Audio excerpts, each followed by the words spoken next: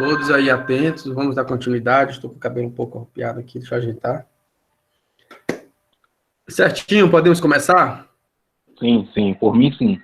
Paramos para falar sobre a emancipação, não é isso? Falamos dos Exatamente. tipos de emancipação, são quantos? 3. Voluntária, judicial e legal. Ótimo. Então, onde está prevista a emancipação? No artigo 5º do Código Civil e no inciso 1, diz o quê? A menoridade cessa aos 18 anos completos. Beleza. Quando a pessoa fica habilitada para praticar todos os atos da vida civil. E aí vem as exceções, no parágrafo único. Porém, cessará para os menores a incapacidade, aí vem o inciso 1, pela concessão dos pais, ou de um deles na falta do outro, mediante instrumento público, ou seja, vai no cartório e realiza lá, concede a emancipação do filho. Esse filho tem que ser maior de 16 anos, tá? Tem que estar no rol dos relativamente, ou seja, entre 16 e 18 anos, para que você possa ir lá e realizar a emancipação, ok? Diferente do que até a colega perguntou, professor, pode ser revogado? Não, é irrevogável. Esse ato, a partir do momento da concessão, é de caráter irrevogável, ou seja, não se pode ir lá emancipar o filho e correr e voltar atrás e dizer que agora teu filho fez merda, seu filho não pode ser emancipado, tá bom? Não pode. É irrevogável, caráter irrevogável. Importante, esse ato é um ato praticado pela vontade do filho? É necessário que o filho compareça ao cartório? Vou perguntar para alguém, vocês estão muito calados, a turma de vocês, Ave Maria, hoje estão me surpreendendo de tanto silêncio aí de vocês, viu? Vamos lá, vou perguntar aqui, cadê a Fabíola, está aí? Tô. Você me adora, né? Nossa Senhora, toda aula. Tem que participar, Fabíola. É sobre o menor poder autorizar, é? É necessário que o menor diga que quer ser emancipado? É necessário ele demonstrar interesse na emancipação? Ou não, simplesmente vem lá e emancipa e pronto? Segundo a apostila, que eu estou lendo aqui, na voluntária, o menor é incapaz, não tem poder para autorizar ou desautorizar a emancipação. A emancipação é voluntária, é um ato dos pais. Isso mesmo, colou, não vale. Mas... A emancipação, gente, é um ato realizado pelos pais, tá? Independe da vontade do menor. O importante é que ele seja maior de 16 anos. Ok? Menor de 18, o pai vai lá, o pai e a mãe. Ou apenas um na ausência do outro, ok? Tá bom. E é errado isso, eu acho. Sara, por que é errado, Sara? Eu também acho. Vou fazer uma enquete aqui, né? Quem acha errado, quem acha que está errado. O Henrique perguntou, uma pergunta importante, o Henrique perguntou, eles emancipam e ficam sem obrigações com filhos? Não, tá?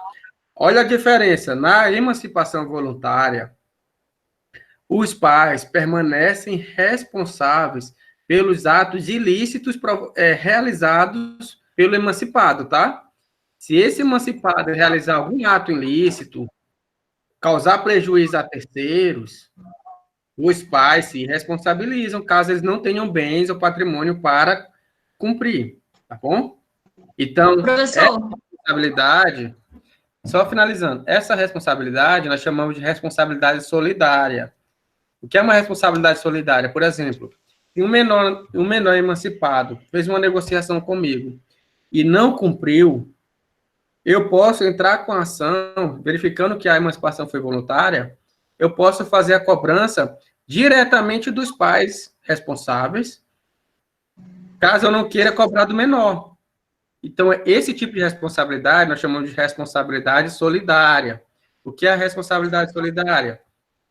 É aquela que eu posso acionar qualquer um dos devedores, qualquer um dos responsáveis. Eu posso exigir para os pais, sem sequer entrar com a ação contra o filho, apenas direto com os pais. É possível, tá? A Professor, Pergunte. tem algum critério, por exemplo, econômico, alguma coisa parecida, mesmo na emancipação voluntária, por exemplo, os pais querem emancipar um filho, tem que ter algum critério, esse filho tem que, sei lá, ter uma renda ou algo do tipo? Então, na verdade, essa emancipação voluntária, ela não traz nenhum tipo de critério, tá? É simplesmente a vontade, a concessão. O pai vai lá e emancipa, tá? É claro que ele fazendo isso, ele sabe que qualquer ato realizado pelo menor, ele vai ser responsável solidário, tá? Então, às vezes, é um tiro no pé. Ele vai lá e emancipa e o menino começa a fazer cagada.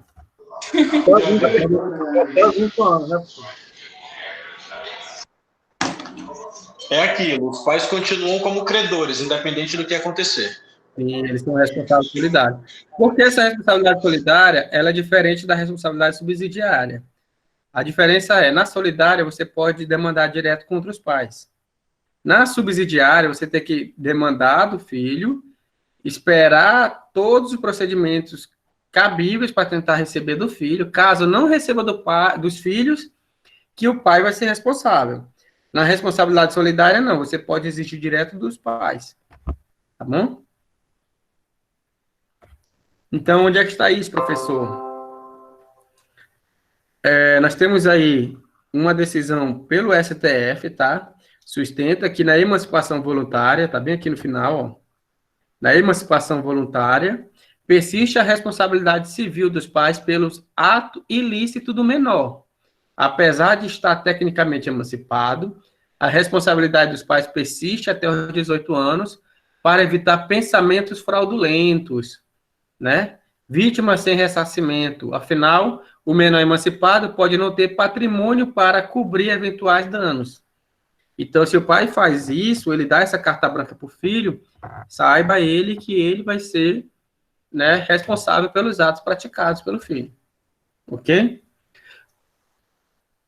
Alguma dúvida? Até 18 anos, né? É obrigatório que estejam ambos presentes, os dois, tá? Salvo na ausência de outro. A ausência que eu falo, falecido. Por que vai saber se é a vontade da filha? Não entendi. Sara, é uma pergunta, Sara? Professor, Ah. quando uma das partes, por exemplo, acontece caso, sei lá, de abandono parental, tem como fazer essa emancipação? Ou é só se leva o caso para o juiz e ele decidir algo assim? Emancipação por abandono? Não. Eu vou falar as outras hipóteses aqui, você vai ver que tem... essas hipóteses elas são taxativas, tá? Nós temos a emancipação voluntária, tá?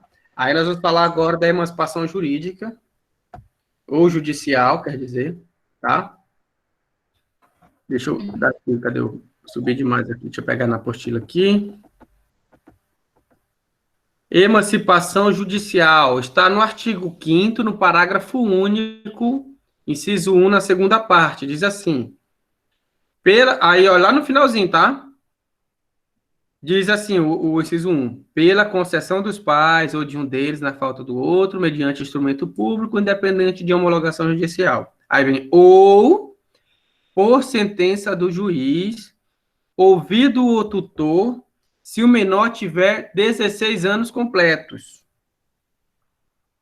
Deu para entender? Então, o juiz, ele pode, por meio de sentença, declarar a emancipação, tá bom? Quem vai emancipar é o juiz ou o tutor? O juiz, tá bom? No caso de o tutor não querer, o juiz pode nomear um curador para auxiliar o menor no ato. Ou seja, se for caso de emancipação, aí o tutor não quer, mas o menor já tem 16 anos, ele vai lá e demonstra interesse na emancipação. O tutor dele não quer. Aí o que vai acontecer? nós temos ali uma situação que vai ter que acontecer o seguinte: o juiz, independente da vontade do tutor, pode decretar a emancipação, e aí o próprio juiz pode nomear um curador para auxiliar o menor no ato, ou seja, alguém para auxiliar ele nesse ato de emancipação. Onde é que tem essa previsão? Onde é que está isso sobre a emancipação judicial? Além de estar no artigo 5º, nós temos também no artigo 91 a Lei de Registros Públicos, que diz o seguinte: quando o juiz conceder a emancipação, deverá comunicá-la de ofício ao oficial de registro, ou seja, o juiz vai comunicar ao oficial, caso não conste dos autos, ou seja, se não tiver nos autos, o próprio juiz vai ter que encaminhar uma comunicação oficial, um ofício, ao cartório, tá? Ao cartório, para que ele possa proceder o registro, tá bom? Isso dentro do prazo de 8 dias. Antes do registro, a emancipação não produzirá efeito, ou seja, enquanto não for feito o registro propriamente dito em cartório, mesmo que seja judicial, não é a partir da sentença, é a partir do registro em cartório, não vai produzir qualquer efeito ali a emancipação, tá bom? Onde está isso, professor? No parágrafo único do artigo 91 da Lei de Registro Público. Diz assim: antes do registro, a emancipação, em qualquer caso, não produzirá efeitos. Certo? E, por último, nós temos a emancipação judicial. Aí nós temos um rol, tá, gente? A emancipação judicial, ou a emancipação legal, tá? Está também no artigo 5º, no parágrafo único, só que nos incisos 2 a 5. Ou seja, nós temos um rol de possibilidades, tá? Até aí tudo bem? Alguma pergunta? Quando o adolescente conseguir a emancipação pelo casamento... Calma lá. Estou fazendo a leitura aqui do chat aqui. Vocês não querem perguntar? Não querem ligar o microfone, Viviane? Fique à vontade para perguntar.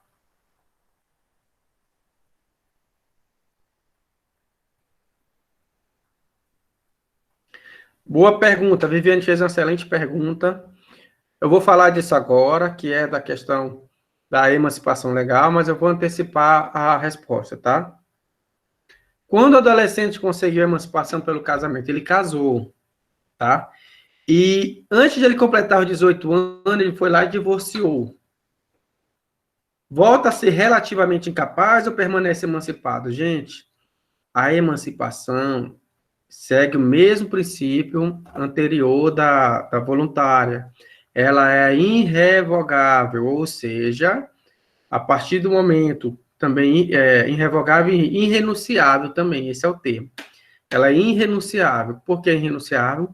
Que a partir do momento que ele se emancipou pelo casamento, o divórcio não vai torná-lo novamente, vai voltar a ser... Ele não vai voltar a ser incapaz, relativamente capaz, tá? Ele permanece emancipado, tá bom? Eu vou falar lá na frente de situações em que há o caso de retornar, e há o caso de a emancipação não ter produzido efeito, aí sim é como se não tivesse existido, é como se ele não tivesse emancipado. Eu vou dar os exemplos lá na frente, tá bom? Sara, e no caso de emancipação legal no casamento, tá? Eu vou falar agora, tá? Da emancipação legal. Primeira hipótese, casamento. O casamento emancipa, tem que ter entre 16 e 18 anos, tanto o homem quanto a mulher, tá? O antigo código só podia com 18 anos, tá? O antigo Código Civil já mudou, a partir dos 16 anos até os 18 anos, é possível. O artigo 1520 diz o seguinte: casamento abaixo dos 16 anos em duas situações. Gente, a regra é o casamento só pode a partir dos 16 anos, tá bom? Menos de 16 anos é possível, professor? É possível, nós temos aí algumas exceções, que inclusive há uma grande discussão em relação a essas exceções, que é o quê? Por conta da gravidez e para evitar de imposição de cumprimento de pena criminal. Ou seja, excepcionalmente, isso lá no artigo 1520 diz assim, excepcionalmente, será permitido o casamento de quem ainda não alcançou a idade núbil. Qual é a idade núbil? 16 anos.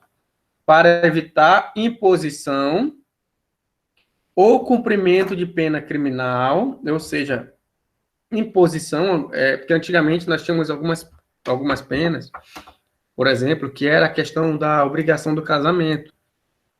Tá? Hoje aí já foi retirado, mas antigamente era considerado. Tá? O cara que tirou a virgindade da menina ia lá, era obrigado a casar. Isso é muito antigo. Hoje, o que acontece? Ainda mantém alguns resquícios desses regramentos, do qual temos como exceções. Ou seja, excepcionalmente, o menor de 16 anos, ele pode se casar para evitar imposição ou cumprimento de pena criminal ou em caso de gravidez, tá bom? Trata-se de questão polêmica, especial à luz da reforma penal de 2009, né? Mas na letra fria do Código Civil, se o casamento for autorizado e ocorrer, a emancipação existirá. Outro detalhe importante, gente, e é uma pergunta que eu vou fazer, deixa eu escolher alguém para fazer essa pergunta aqui. Vocês não estão bem calados, não estão perguntando, eu estou achando estranho. Celiana. Cadê a Celiana?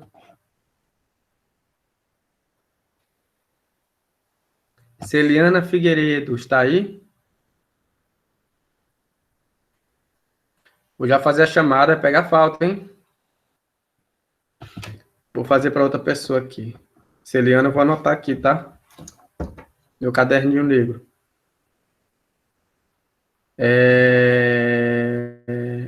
Laila, tá aí? Laila Pires.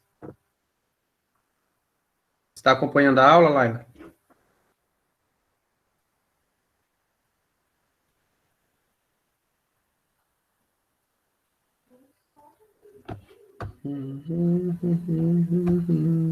Laila, não está? Teve gente que até saiu da reunião só para mim não perguntar, né?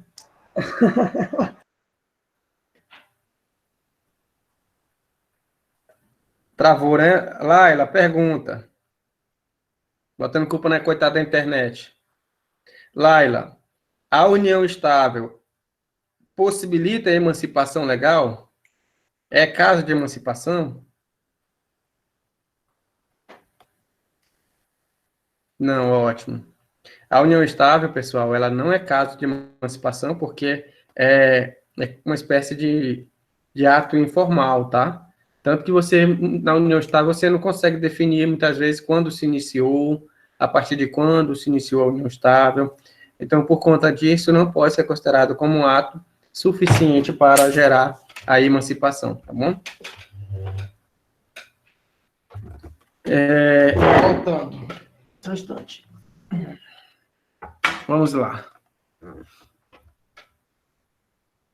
A pergunta a pergunta sobre a questão do divórcio.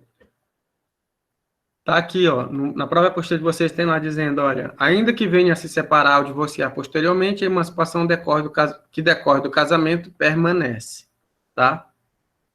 Agora vem a questão da exceção, gente.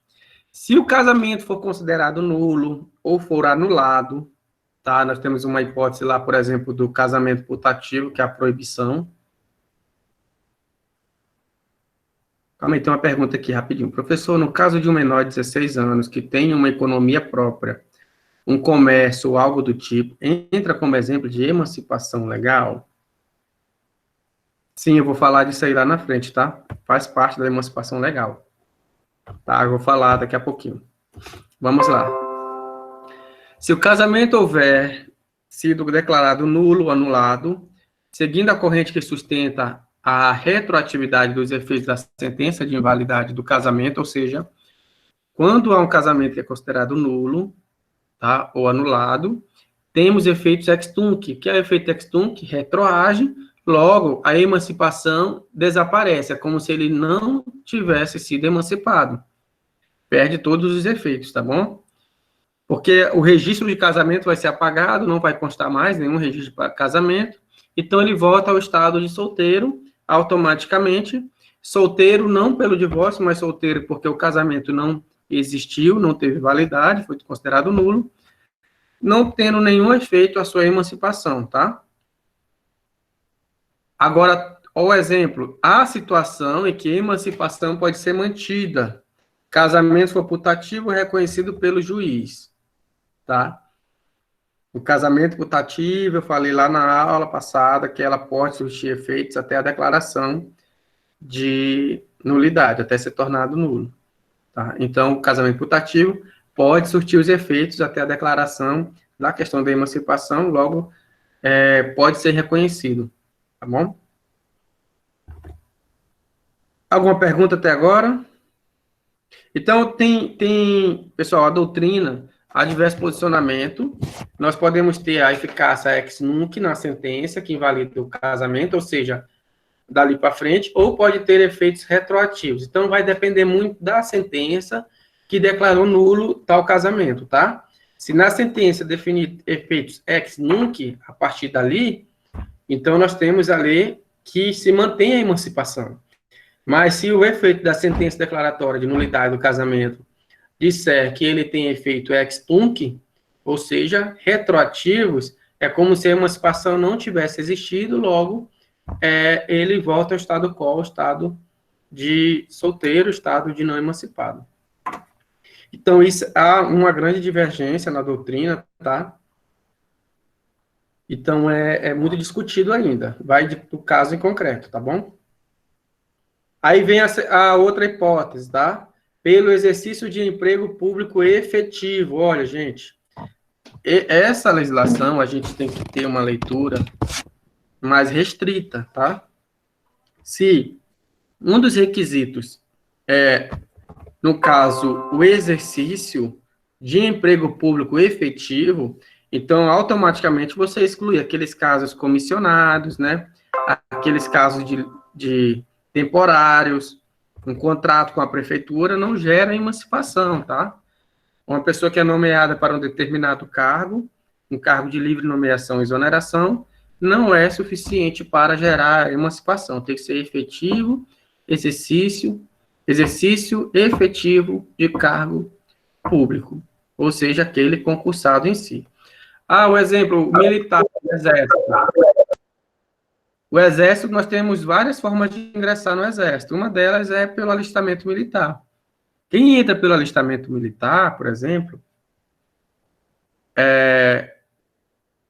quem entra pelo alistamento militar não é considerado efetivo do Exército, mas tem pessoas que ingressam no Exército, que podem ingressar desde os 16 anos, por exemplo, para aluno, né? Aluno da Academia Militar, lá dos oficiais, Academia Militar, de sargentos do Exército ou da Marinha. Esses jovens que ingressam no serviço militar, se o ingresso deles for como efetivo, se caracteriza como emancipação, tá? Mas se não for com efetivo, só aquele serviço militar temporário, né, e tem o prazo definido de saída, não é considerado emancipação. Temos uma pergunta aqui, se o casamento for somente para a finalidade de emancipação, for comprovado, entra no caso de nulidade? Pode, caso ser comprovado, que é muito difícil a comprovação, mas se existir um casamento e logo em seguida um divórcio, e for comprovado, no caso concreto, que esse casamento tinha outra finalidade, aí nós temos o vício de convencimento, o vício de vontade, que pode anular o casamento, tá bom? Mas isso é muito difícil, a questão da comprovação em si, tá? Terceira hipótese. Alguma dúvida em relação à hipótese do exercício de emprego público efetivo? Podem perguntar. Pode. Sim, professor. Como ele vai conseguir emprego público efetivo se uma das regras do concurso público é ser maior de 18 anos? Aí que vai a questão, né? Existem alguns concursos públicos que permitem ser menor de 18 anos. Então, vai depender do caso concreto, tá bom? Mas a maioria, tem muitos concursos que colocam maior de 18 anos e tal, ou emancipado, né? Então, às vezes, tem situações que os pais vão lá e emancipam o menor para que ele possa ser garantido a ele poder fazer um concurso, né? Poder ser aprovado e participar de algum certame que não tem previsão no edital, tá? Então, é lógico que o edital é a lei do concurso, porém, existem editais que permitem a participação de menores, maiores de 16 anos e menores de 18. É o exemplo que eu citei. Eu acho que a XPSEX aceita que menores realizam o exame, que é a escola de oficiais do Exército. E aí eles ingressam já, embora menor, ali concluindo o ensino médio, já ingressam no serviço. A partir dos 17, professor. Dos 17 já. Não, a prova pode ser realizada a partir dos 16, ou antes vezes, mas 17 já vai. É a época que termina o ensino médio, né? Tipo, o máximo, assim. Porque tem muita gente que termina o ensino médio com 16, já terminou o ensino médio, né? Também, né? Eu mesmo terminei com 16, aí no mesmo ano que eu tinha 16, eu viajei para Belém, fiz a prova da SPSEX, e tipo, pode ir com 17 anos, só que aí tem que ter total autorização lá dos pais e tal, para ganhar essa emancipação. Dá representado, né? Isso mesmo. Então, na verdade, é um caso que pouco acontece, mas tem previsão legal, tá bom? Outra hipótese. Colação de grau em curso de ensino superior. Gente, o inciso 4º é bem claro, é colação de grau, não é o ingresso na faculdade que vai emancipar alguém. Então, é necessário a colação do grau, beleza? Vou ser mais rápido agora, que nosso horário está bem avançado, e essas hipóteses são bem mais simples. Próxima hipótese.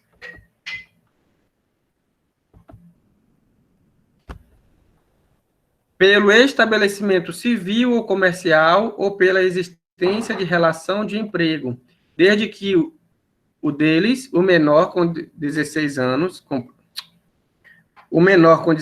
completos, tenha economia própria. Então, olha, esse inciso 5º tem vários requisitos, tá? Nós temos aí como requisito estabelecimento civil ou comercial, tá? Pela existência de relação de emprego, é diferente relação de emprego e relação de trabalho, tá? Que aí ele está tratando a relação de emprego, aquele de carteira assinada. Desde que deles, o menor com 16 anos completos tenha economia própria. Então, se ele tem uma independência financeira comprovada através de um desses exercício comercial ou exercício civil, ou de emprego, ele comprovar, né, digamos aí, que possui economia própria, que possui, agora está faltando o termo aqui para mim, que ele possui essa independência financeira, é uma hipótese que ele pode requerer ali a emancipação por conta da lei, tá? Por previsão legal. É claro que ele vai ter que comprovar, tá bom? Então, professor, com 18 anos, então ele já é capaz, ele já pode ter a empresa, já pode tudo, né? Com 18 anos. Com 18 anos ele tem a capacidade plena, tá? Já é pleno, já, não precisa, porque antigamente tinha um negócio dos 21 anos, né, e tal, mas agora 18 anos já pode tudo, então, né? 18 anos ele já possui a capacidade plena. Agora eu vou fazer uma pergunta para alguém. Deixa eu escolher alguém fazer a pergunta aqui.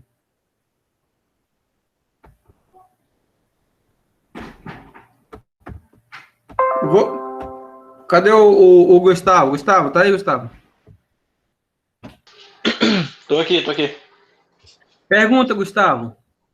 O menor de 18 anos, maior de 16, ou vice-versa, maior de 16, menor de 18, que foi emancipado por qualquer um desses motivos, ele pode requerer ou ele pode solicitar ao órgão responsável e retirar a sua habilitação para motorista?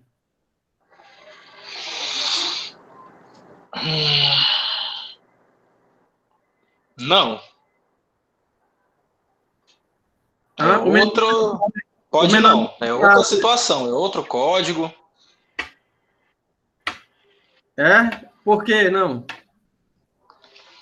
Eu acho que é outra situação, é igual misturar Código Penal com Código Civil, não dá para misturar o Código Civil com o Código de Trânsito. Tá. Sei lá. Quase isso, você chegou perto. Tá? Mas, pessoal, não pode, tá? O menor que é emancipado não lhe garante, não lhe dá o direito de dirigir. Porque, bem colocado pelo Gustavo, há diferenças em relação à legislação. Um dos requisitos para que a pessoa possa tirar a carteira de habilitação é que ela seja imputável penal, ou seja, que ela possa responder por um processo penal, criminal. E só se pode ser responsável, responder por um processo criminal com alguém que esteja maior de 18 anos. Então, embora ele seja emancipado, ele vai ter que esperar completar os 18 anos para requerer a sua habilitação. Até porque, dentro do Código de Trânsito Brasileiro, existem algumas tipificações no âmbito criminal, tá? Então, ele não pode solicitar uma habilitação, mesmo sendo emancipado, por conta de restrição, que é um dos requisitos previstos no Código de Trânsito Brasileiro. Excelente aí, Gustavo, a resposta.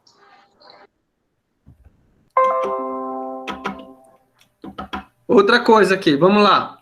Estabelecimento civil. O que se entende por estabelecimento civil? Estabelecimento civil é exercício de uma atividade não empresarial, por exemplo, o cara é um artista, ele dá aula de violão, é científico, né? É um blogueiro, por exemplo, e dali ele tira toda a sua renda. Então, é um estabelecimento civil, acaba que, por uma condição de uma arte que ele desenvolve, ou por uma condição que não é considerada empresarial, mas lhe garante um sustento, por exemplo, ele pode requerer ali a questão da emancipação, tá bom? Estabelecimento comercial traduz o exercício de uma atividade empresarial. Por exemplo, a compra e venda de verdura. O cara tem uma barraca lá, tem um comércio na feira, alguma coisa. Ele pode requerer, né? De fato, ele exerce ali uma compra e venda de verduras. Ele tira o sustento dali e ele acredita que, por conta disso, ele precisa da emancipação para que possa realizar os atos, para que possa continuar a realização das suas vendas. Professor? Tá? Oi. É uma pergunta meio atrasada em relação ao assunto, mas quando se tratou daquela questão da habilitação, lembrei de uma história agora, que um irmão da madrasta minha ia tirar, a habilitação ia tirar, mas que ele morava com uma idosa, que era a mãe dele. Essa idosa não tinha capacidade para pilotar e tal. E aí eu chegou aos meus ouvidos que que ele ia tirar essa habilitação por meio desse critério. Ele morava com essa idosa e daria esse auxílio. Mas não, acho que, não de nenhum, né, de maneira alguma. Ele provavelmente não conseguiu por conta dessa restrição, tá? Que embora a vontade dele, a boa-fé dele está aí representada, mas por ser menor de idade, ele não pode ser punido, ele é inimputável, logo ele não pode ter habilitação. Pois é, alguns contestam aí na questão porque o cara já vota, mas não tem nada a ver, porque tem essa questão penal aí, né? Se não existe, ele não vai responder pela questão penal, então ele não pode mesmo não, tá proibido. Porque se ele cometer um crime ali por conta da direção, né, atropelar uma pessoa, como é que vai ficar? Ele vai responder depois. Certinho. Traduz o exercício. Aí tá. Pelo exercício de emprego, desde que menor de 16 anos, completo, tenha economia própria. Então, é necessário que ele tenha uma economia própria, tá? A sentença não é obrigatória, emancipação é por força da lei, ou seja, ele não precisa procurar o juiz. Ele pode procurar simplesmente o cartório, apresentando os requisitos legais ali, e o cartório faz o ato de emancipação, tá bom? Faz o registro. Professor, mas ele era empregado e aí depois ele perdeu o emprego, ele volta a ser relativamente incapaz? Não, tá? A partir do momento que ele é emancipado, ele permanece sendo emancipado. Porque senão nós tínhamos uma segurança jurídica, né? Hoje o cara é emancipado, amanhã ele já não é, e aí os negócios que foram realizados, como é que fica, tá?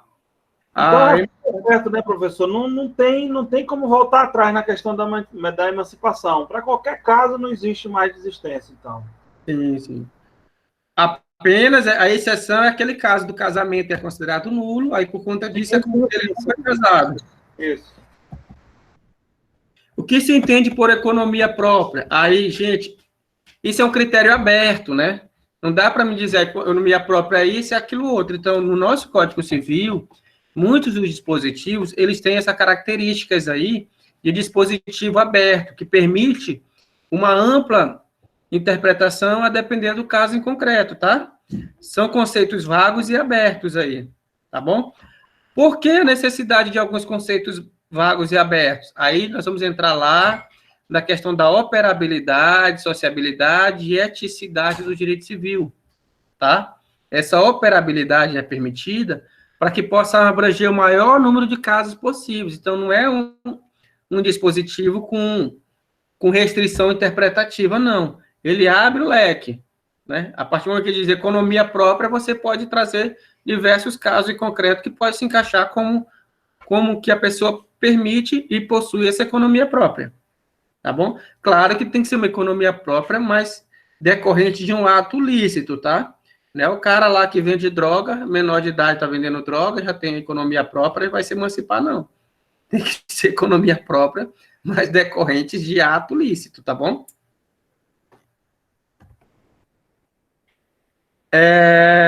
Observação 1 e observação 2, vamos lá. A observação 1 diz assim: a emancipação não antecipa a imputabilidade penal. Foi o exemplo que eu dei para vocês, gente. O fato de ele se emancipar não significa que ele passa a ser... que se ele cometer um crime, ele vai ser punido por aquele crime, ele continua sendo inimputável, tá? Se ele cometer um ato, vai ser um ato infracional, não vai ser um crime em si, tá bom? Ele ainda permanece com a proteção do direito penal até os 18 anos. A segunda observação é que... e a prisão civil? Aí vem outra questão, tá, gente? Olha que importante. Cadê o Bruno? Tá aí? Bruno Henrique? Bruno? Está, não? E o Bruno Viana? O pessoal estão ligando a live, estão correndo, estão fugindo das perguntas, estão fingindo demência aí, dizer que não estão online, né? Estou de olho.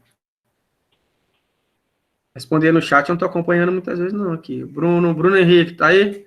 Liga o microfone, Bruno, tá sem? Então, vou te dispensar, tá inimputável hoje para minhas perguntas. Vou perguntar para a Emily. Cadê a Emily? Tô aqui, tô sem microfone também. Tá. Emily, vamos lá. Na questão penal, nós temos um Código Penal que define, tá, a maioridade penal com 18 anos, certo? Certo. Emily. E na questão da prisão civil, por exemplo, um menor que foi emancipado, se casou, teve emancipação, tem um filho, tá? E aí ele separou da mulher e não cumpriu o dever de pagar a pensão de alimentos. Não pagou os alimentos que foi definido em justiça, definido via sentença judicial. Isso ainda é menor de idade. Ele está com 17 anos lá e deixando de pagar o alimento do filho. É possível a prisão dele? Acho que não. Eu acho que não. Eu acho que sim. Eu acho que não. Emily, aí nós vamos para uma outra questão, tá? Essa prisão, por falta de pagamento da pensão de alimentos, é uma chamada prisão civil.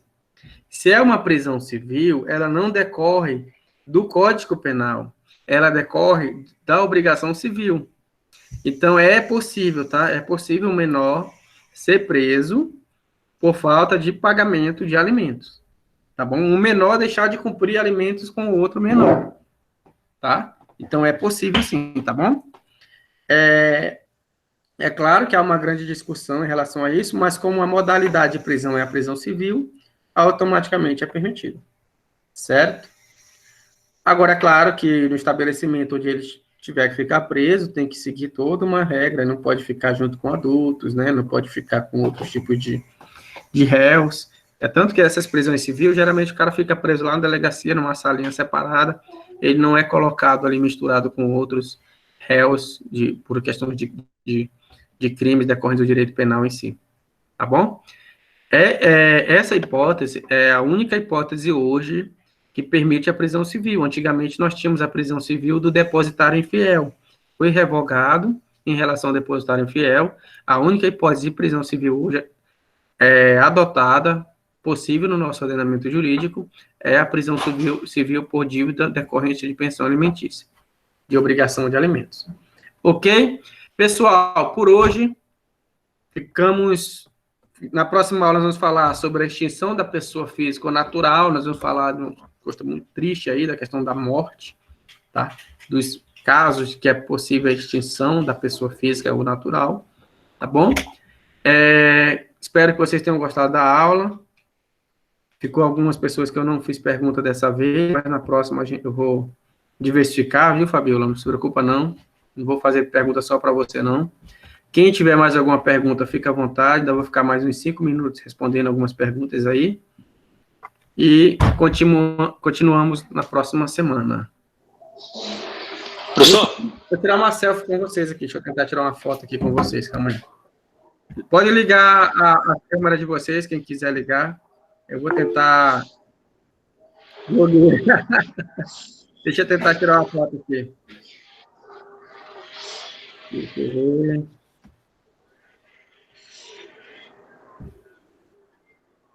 Tá, pessoal. Deixa eu tirar a apresentação aqui.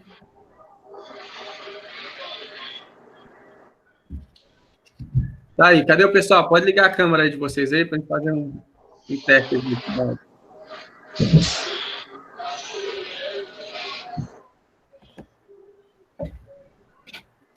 Certinho? Deixa eu fazer uma foto aqui. Cadê o... Quem mais aqui para aparecer na foto aqui? Deixa eu tentar ampliar isso aqui, tá muito pouco. Fazer o registro. Liga a câmera de vocês aí. Fazer o registro aqui. A gente tá correndo aqui. Deixa eu ver. Tem que ligar a câmera e ligar o microfone, senão não aparece a imagem, tá? Tá bom. Tá. Pronto. Ótimo. Deixa eu tentar fazer como é que aparece. A Júlia, excelente, Júlia. Fazer uma coisa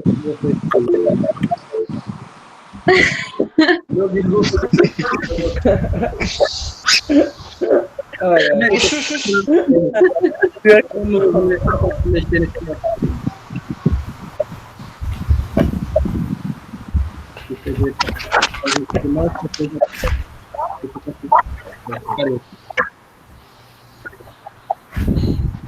Deixa eu ver.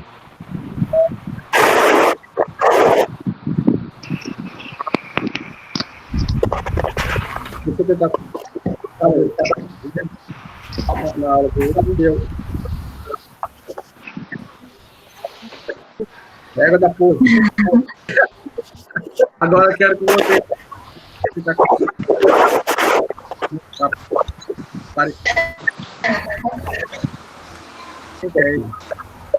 Bora, professor, tira esse print aí, macho. Cadê? Deixa eu aparecer o caminhão aqui. 1, 2, 3, roda.